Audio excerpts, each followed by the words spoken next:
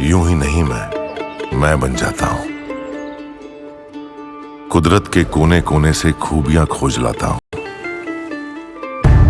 गुणवत्ता की गहराइयों का गोताखोर हूं मैं। यूं ही नहीं मैं रजनीगंधा बन जाता हूं।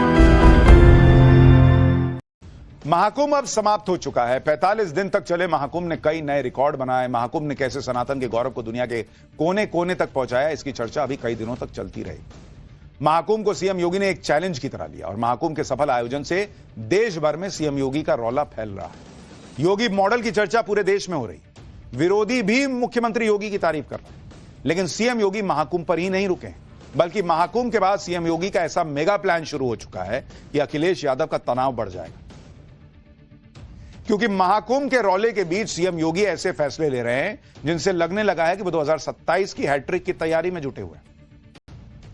योगी आदित्यनाथ ने कैसे हर घर जल की तर्ज पर यूपी में हर घर महाकुंभ पहुंचाने का बीड़ा उठाया है, आज उसके बारे में बताऊं।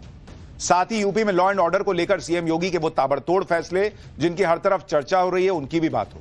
लेकिन पहले सुनिए महाकुंभ से सीएम योगी ने क्या सबक सीखा और महाकुंभ पर सवाल उठाने वालों को क्या जवाब दिया।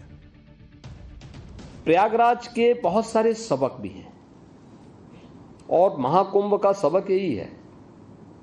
देखिए, श्रीमद् भगवत गीता एक बात कहती है कि ये यथा माम प्रवदन्ते तांस तथैव भजाम्यहम्। यानी श्रीमद् भगवत गीता में भगवान कहते हैं कि जो मुझे जिस दृष्टि से देखता है, जिस रूप में भजता है, मैं उसको उसी रूप में दिखाई देता हूं। जिसने जिस रूप में प्रयागराज को देखा, महाकुंभ को जिस रूप में देखा, उसको वही दर्शन वहां हुए भी, और हर तबके के व्यक्ति को उसके अनुरूप वहां सामग्री भी मिले। महाकुंभ भले ही समाप्त हो चुका है, लेकिन सीएम योगी ने ऐसा मेगा प्लान शुरू किया है कि अखिलेश देखते रह गए। दरअसल महाकुंभ से जो सनातनी आस्था की लहर उठी और लहर अभी थमती हुई दिख भी नहीं रही। यूपी के भी कई लोग ऐसे हैं जो अलग अलग वजहों से महाकुंभ में स्नान करने नहीं पहुंच पाए। ऐसे लोगों के लिए सीएम योगी ने अनूठी पहल शुरू की है। ऐसे लोगों को उनके घरों पर ही संगम स्नान कराने का प्लान तैयार किया गया है, जिसके लिए यूपी के हर जिले तक संगम का पवित्र जल अब पहुंचाया जा रहा है। इस अभियान के लिए महाकुंभ में ड्यूटी के लिए पहुंची फायर ब्रिगेड की गाड़ियों का इस्तेमाल हो रहा है। फायर ब्रिगेड की गाड़ियां संगम का पवित्र जल लेकर प्रयागराज से अपने अपने जिलों के लिए निकल रही हैं। वहां स्थानीय प्रशासन की मदद से संगम के जल को लोगों में बांटा जा रहा है ताकि वो इस पवित्र जल से स्नान कर सके। मतलब कई ऐसे लोग जो नहीं आ पाए किसी वजह से, कुछ लोग मान लीजिए सामर्थ्य नहीं था कि भाई इस तरह से जाएं, चल पाएं, या कोई और दिक्कत रही होगी। अब आप महाकुंभ नहीं आए तो महाकुंभ आपके घर पहुंचाने का प्लान कर दिया योगी ने, सीएम योगी। यूपी के संभल में भी लोग बेसब्री से महाकुंभ के पवित्र जल का इंतजार करते नजर आए। जैसे ही फायर ब्रिगेड की गाड़ी संगम का पवित्र जल लेकर संभल पहुंची, सबसे पहले उस गाड़ी की पूरे विधि विधान के साथ पूजा की गई।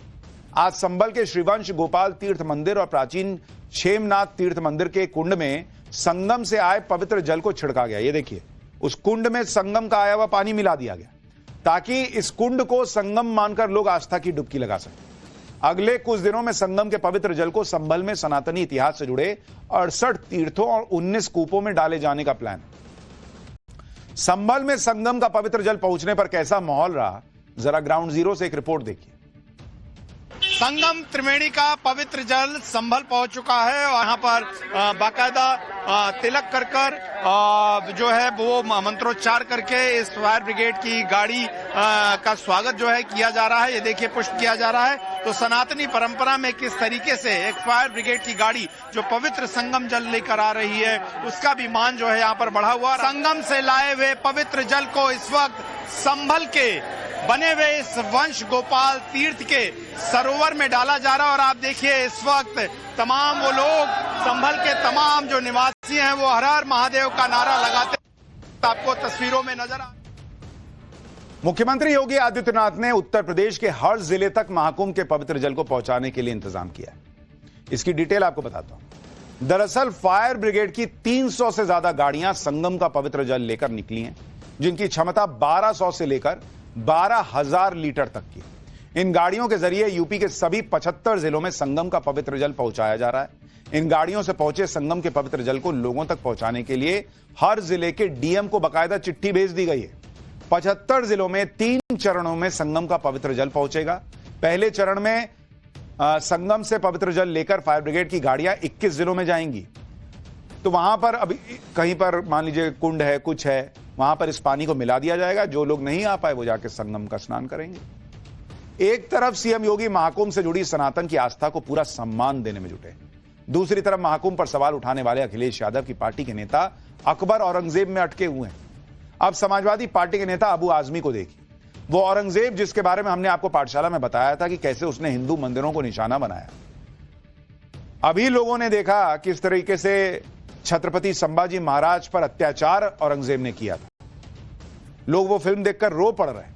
उसी औरंगजेब को अबू आजमी क्रूर शासक मानने से इनकार कर रहे हैं। सुनिए अबू आजमी को, फिर आपको यूपी में हो रहे उस एक्शन के बारे में बताता हूं जिसने विरोधियों को भी सीएम योगी का फैन बना दिया। सब गलत हिस्ट्री दिखाई जा रही है। औरंगजेब रहमतुल्लाह अलैह ने बहुत सारी मंदिरें बनवाई हैं और आप बनारस में जाकर देखेंगे एक बच्ची, पंडित की बच्ची को जब उनका ही एक सिपाही सालार उसके साथ शादी करना चाहता था, उन्होंने उस सिपाही सालार को 2 हाथियों के बीच पैर बांध कर वो मार दिया और उन पंडितों ने उनके लिए एक मस्जिद बना के दिया वहाँ पर। क्या बात करते हैं, ये गलत हिस्ट्री। तो आप औरंगजेब को क्रूर शासक नहीं मानते हैं? नहीं, मैं नहीं मानता। औरंगजेब क्रूर शासक नहीं? बिल्कुल नहीं, मैं बिल्कुल क्रूर शासन नहीं मानता। यानी जिस औरंगजेब का इतिहास पटा पड़ा है, बॉस आप उठा के देख लीजिए, इतिहास पटा पड़ा है हिंदुओं पर अत्याचार का, अखिलेश यादव की पार्टी के नेता कह रहे हैं मैं उसको क्रूर नहीं मानता। एक तरफ योगी आदित्यनाथ सनातन की सेवा में जुटे, दूसरी तरफ राज्य में लॉ एंड ऑर्डर के मुद्दे पर सीएम योगी ताबड़तोड़ बंदोबस्त कर रहे हैं।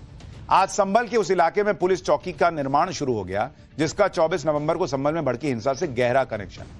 इस इलाके का नाम है दीपा सराय, जहां आज बुलडोजर की मदद से नई पुलिस चौकी की नींव खोद दी गई और पुलिस चौकी बनने की खुशी में मिठाई भी बटी। संभल में बन रही नई पुलिस चौकी पर हमारे सहयोगी की ग्राउंड रिपोर्ट देखिए, फिर आपको इस जगह पर पुलिस चौकी बनाना क्यों जरूरी था इसके बारे में भी बताता हूं।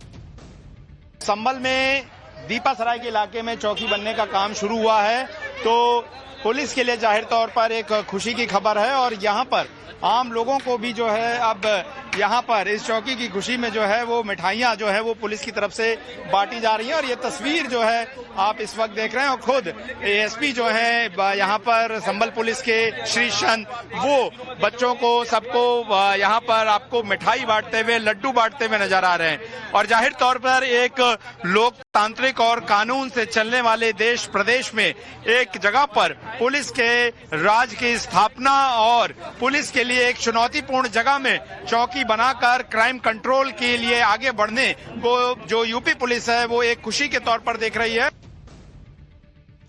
संभल के जिस दीपा सराय इलाके में नई पुलिस चौकी बनाई जा रही है उसकी जरूरत क्यों पड़ी, ये वजह भी आपको समझनी चाहिए। संभल का दीपा सराय वही इलाका है जहां संभल के सपा सांसद जियाउर रहमान बर्क का घर है। सपा सांसद बर्क को संभल हिंसा के मामले में आरोपी नंबर 1 बनाया गया।